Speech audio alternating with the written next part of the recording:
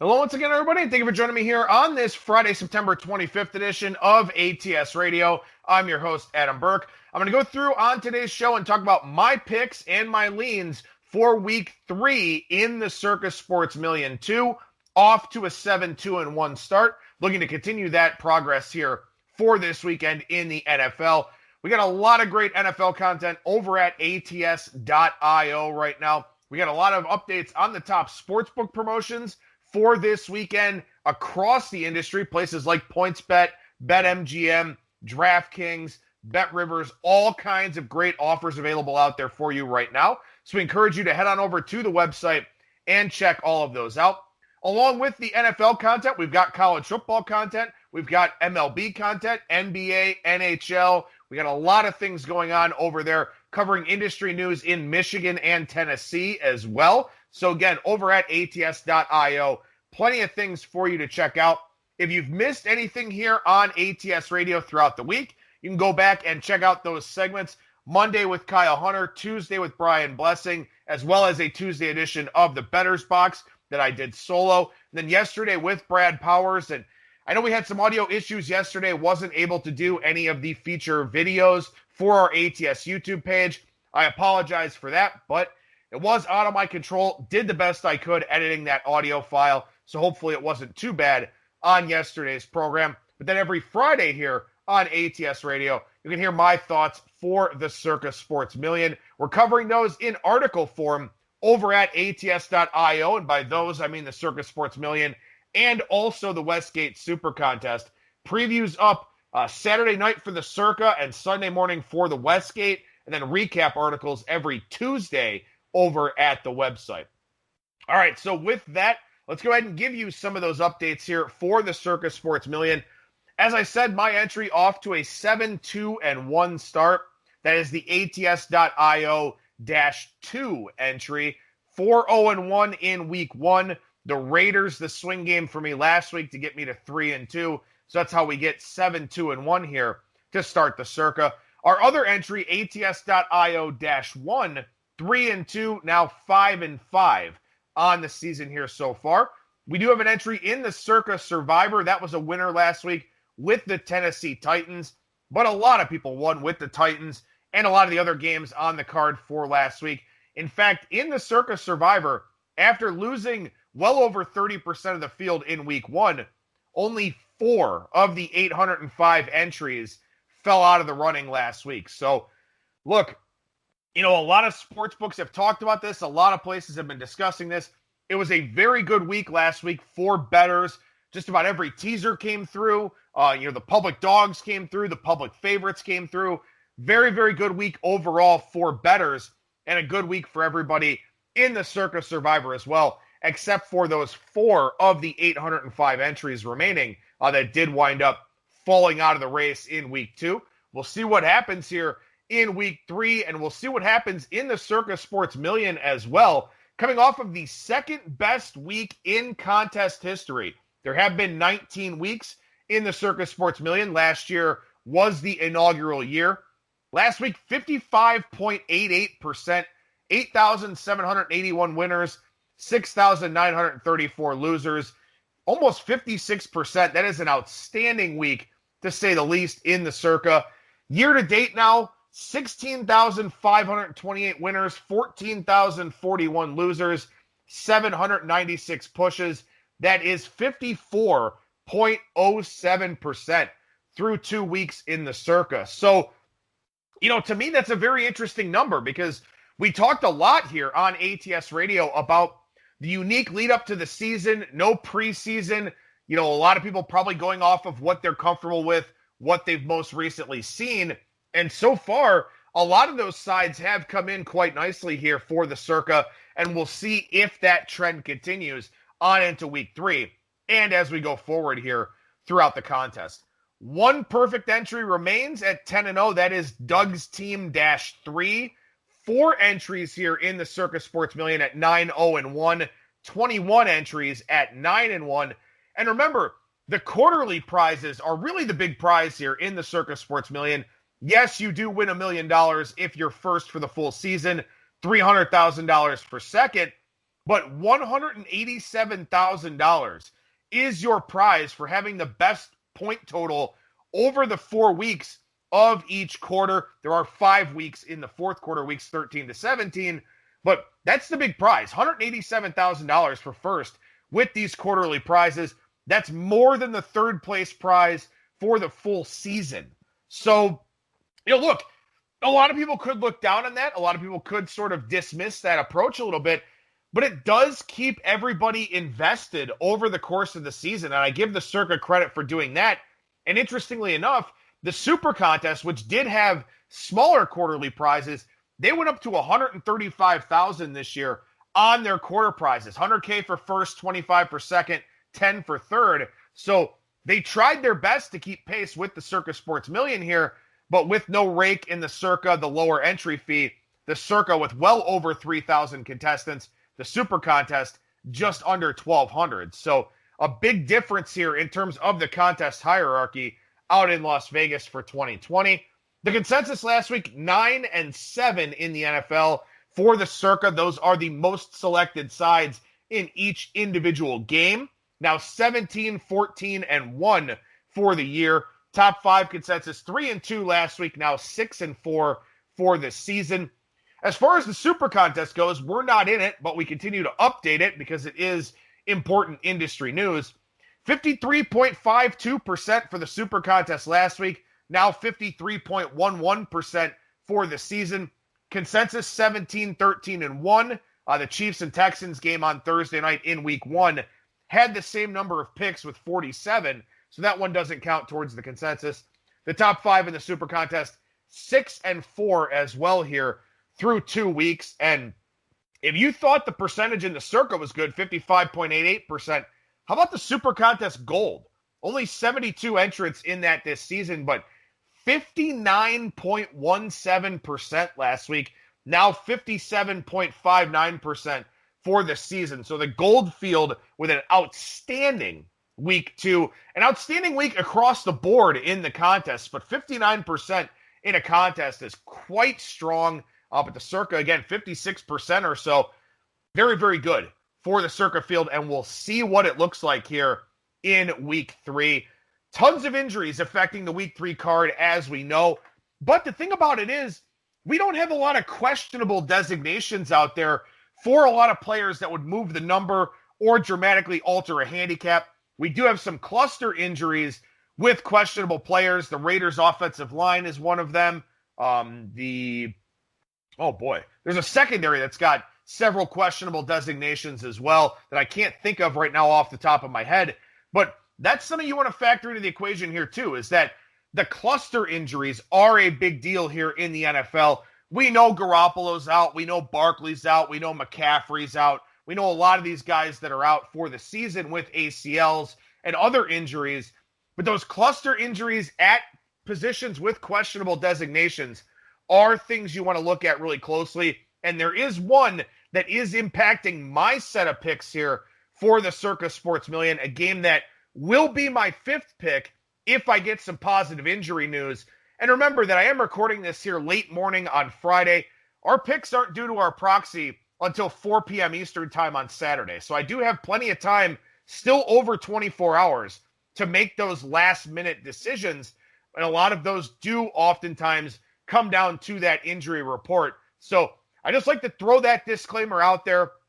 I won't go against a play that I've talked about here on ATS Radio, but I may leave some games off or maybe add a game that I wound up not discussing because of some injury considerations or some other research or news that breaks between the time I finish recording the show and the time that my picks are due to my proxy, which, by the way, our proxy, Vegas Maddie and Tony over at footballcontest.com.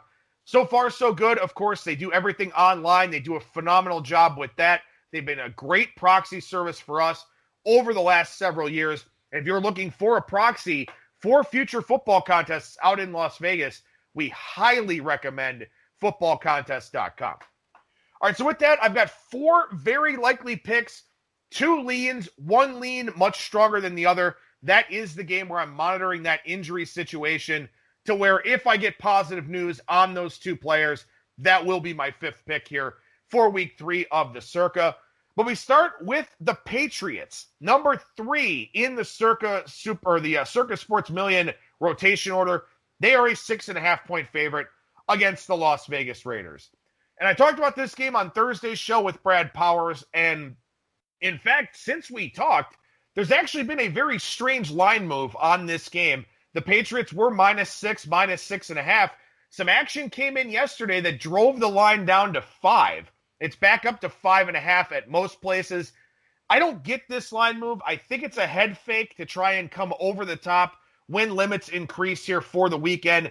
Get the Patriots in a spot that everybody seems to love for a much higher price and get that number of 6, which, as we talked about on Monday's show with Kyle Hunter, key numbers in the NFL have changed a little bit over the last few years with the extra point move back.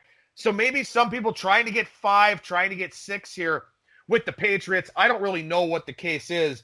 But what I do know is that I disagree with the line move that we saw. And like I said, I think it's just a head fake to try and get New England at a better price before limits increase across the market here for this weekend. But look, I'm taking Patriots -6.5.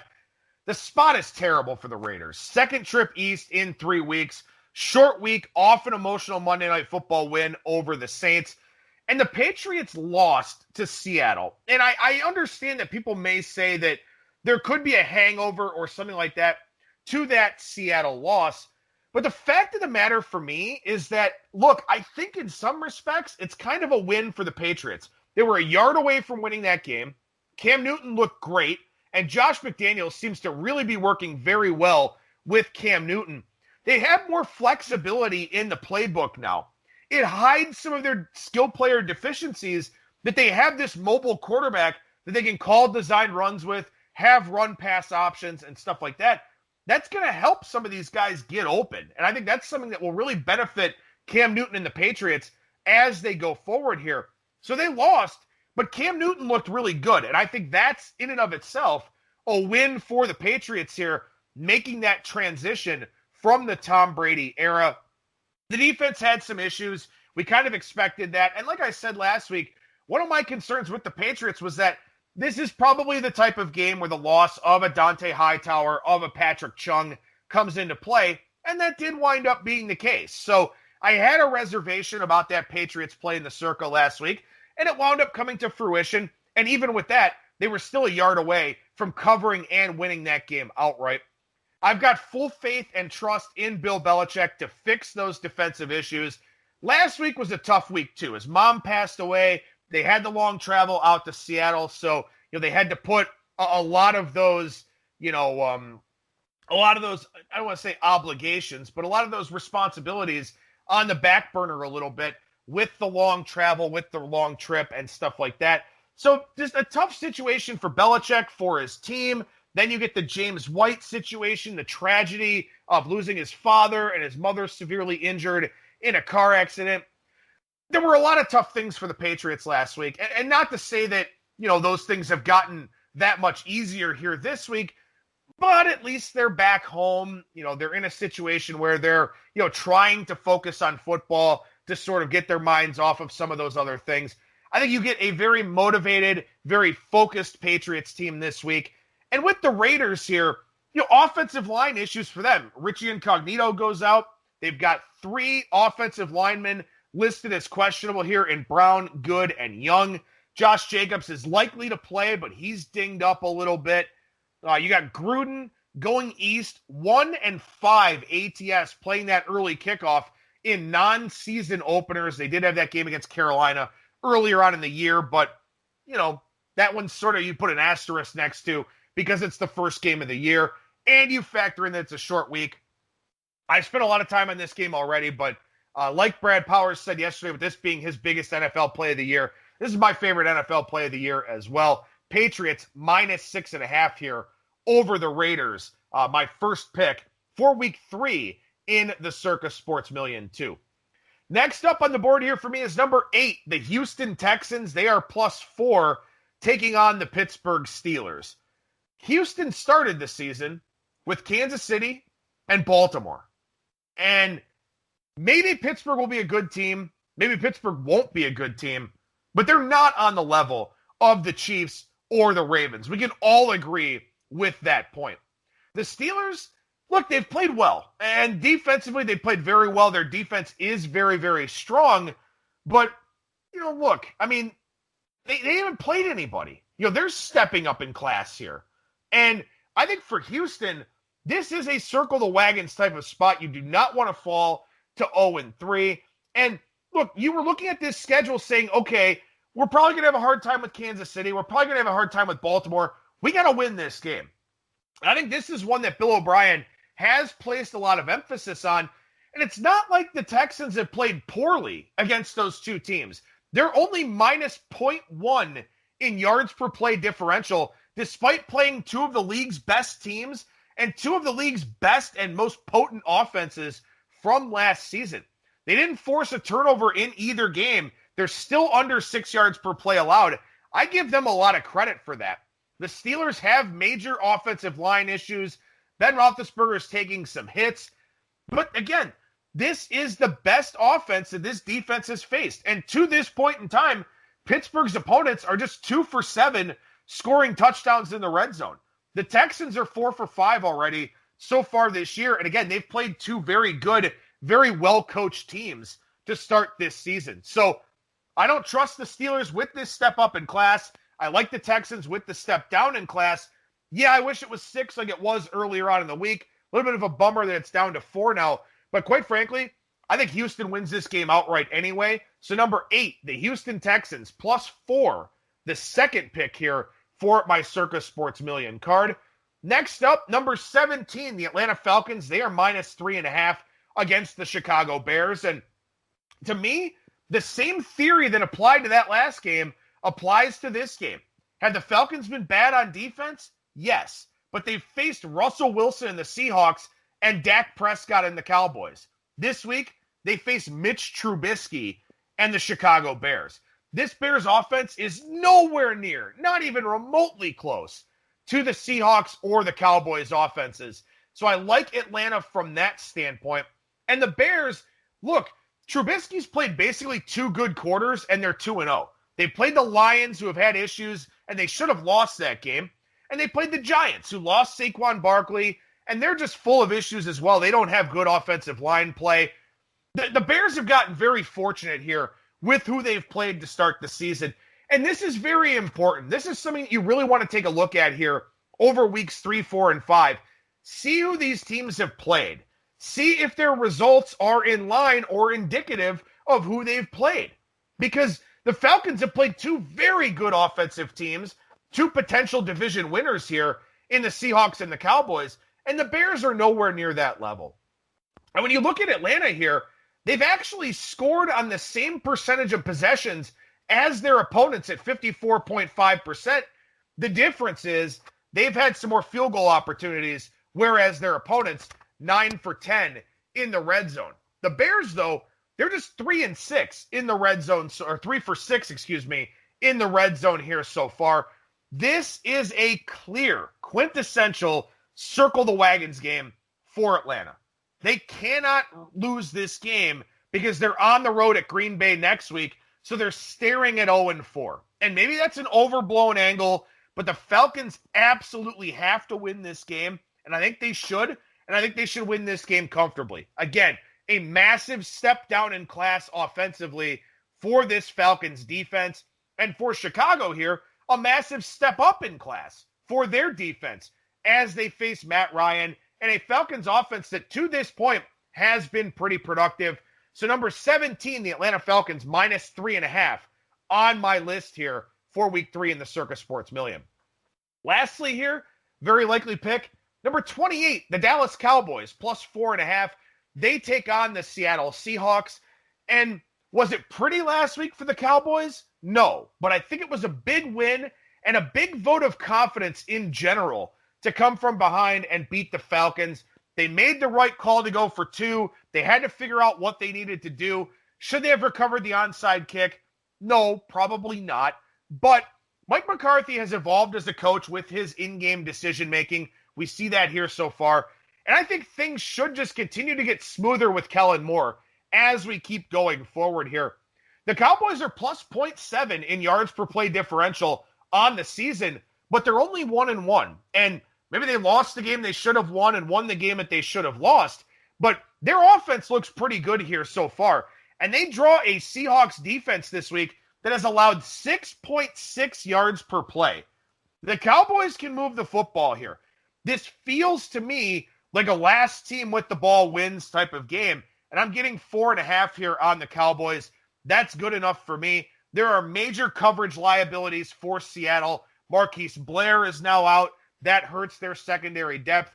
And when you look at the Cowboys here, 3 turnovers, they only have 1 takeaway. They've also turned it over on downs 4 times. So the Cowboys are effectively -6 in turnover margin here, but they've moved the ball efficiently. They've had scoring opportunities. I think positive regression is coming for this Dallas Cowboys team. So I will take them here this week and expect them to move the football on the Seahawks, getting 4.5.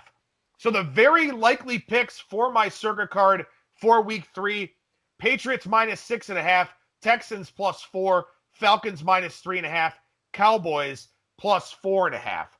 Now I do have a list of 3 leans here, and my 5th pick will come from one of these 3 games here.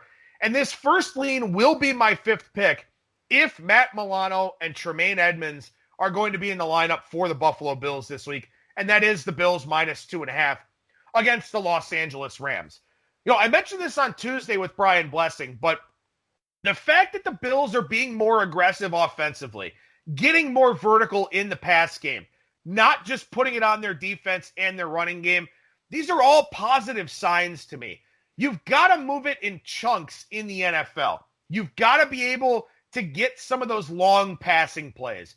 And now, with how they've revamped the receiver core, this is a Buffalo team that can do that. And I think that this offense is not getting the respect that it deserves. And yes, I was on the Dolphins last week, and yes, they got to the window and covered for me, but I was very impressed with the Bills. And if Milano and Edmonds are playing in that game last week, Miami doesn't come close to covering, in my opinion. So if Milano and Edmonds are back, I'm taking the Bills here, and this will be my 5th pick.